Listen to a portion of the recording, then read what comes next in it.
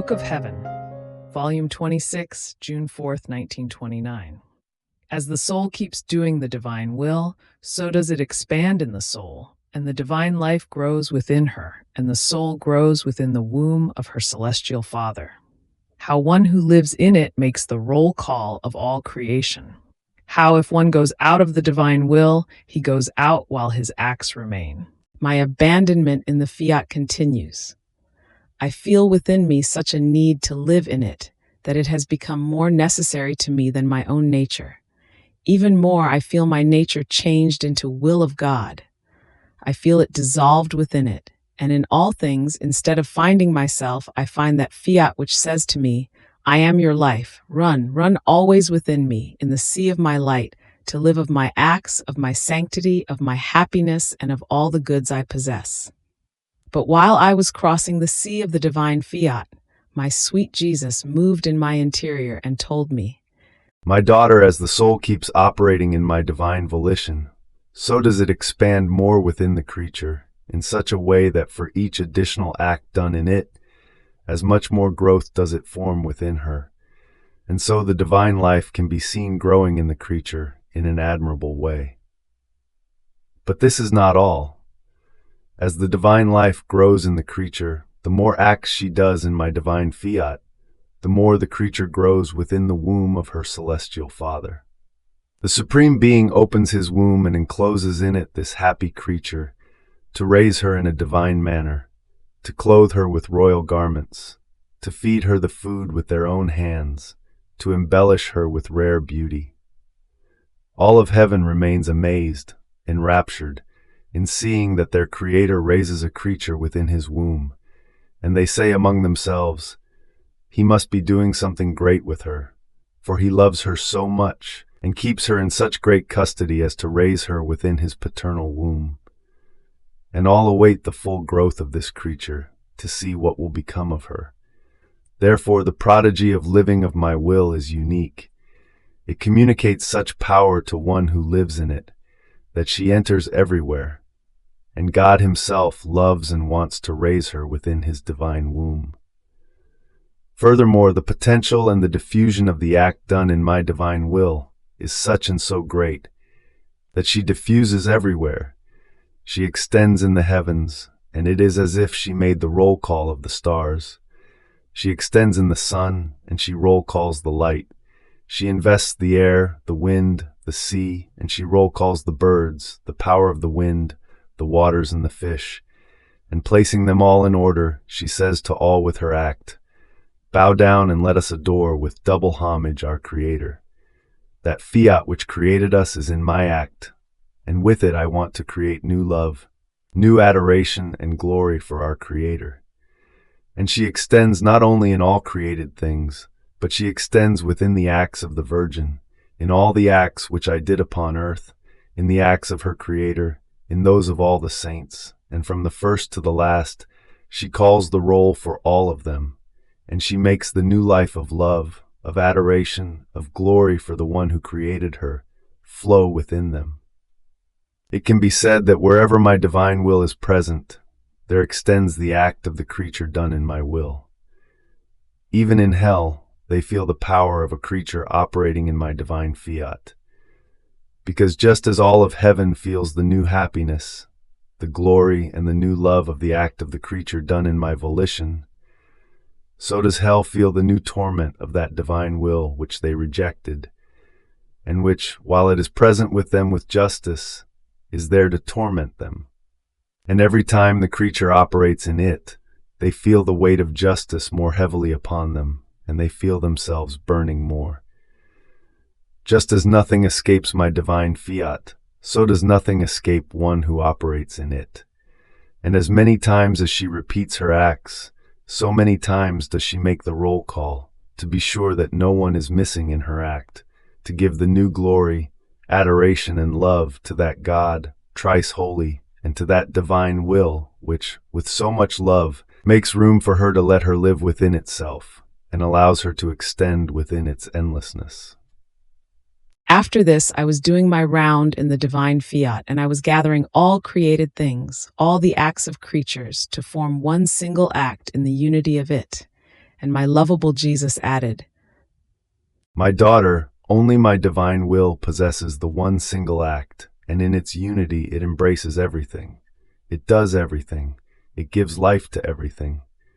But while it does one act alone, this act possesses the fount of all acts together, such that, while they are the effects of the single act, they spread in the whole creation and descend for the good of creatures as real acts, while in the unity of the single act of the divine fiat, it is always one act alone, so much so that it never detaches a single effect from itself, nor can it detach it, because all the effects form the unity of its one single act.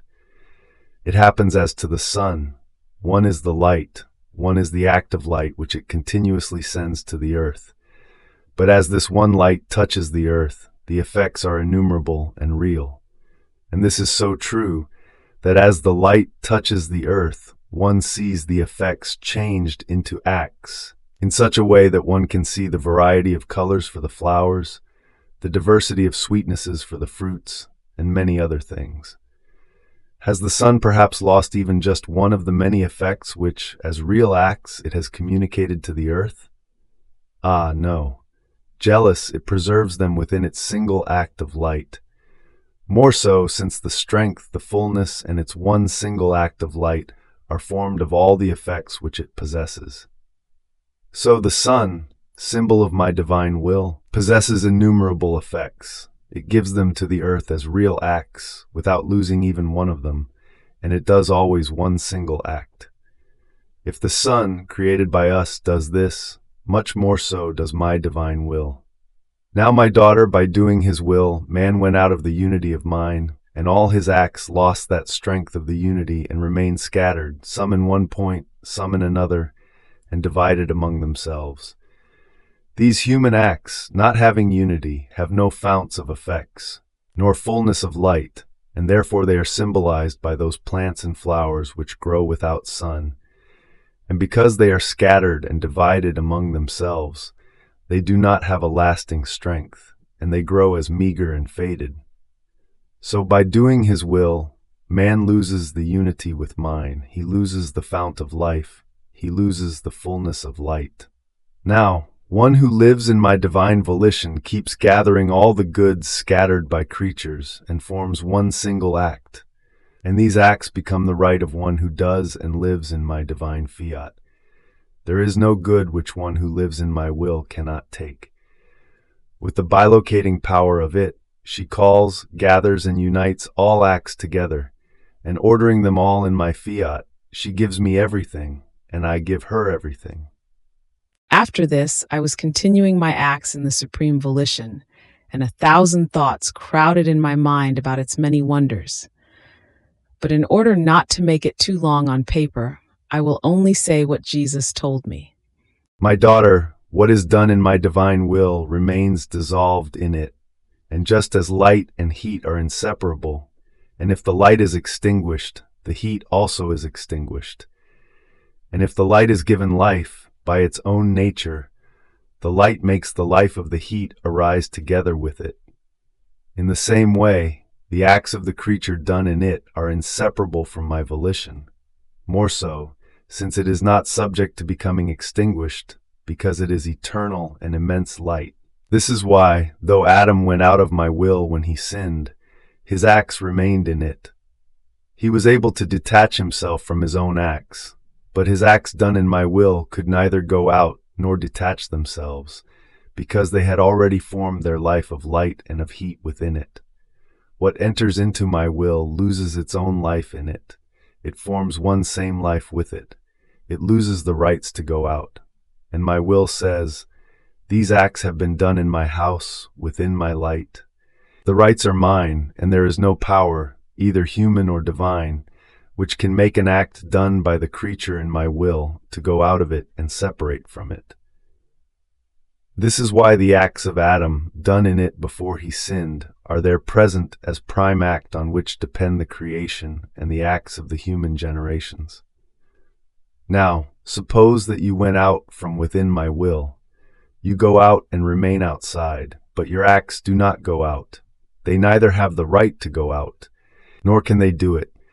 And as long as you remain in my will, your acts are mine and yours. But if you go out, you lose the rights. And because they were done in the kingdom of my divine will and not in the human will, they remain as my rights, even though they appear and are known as having been done by you.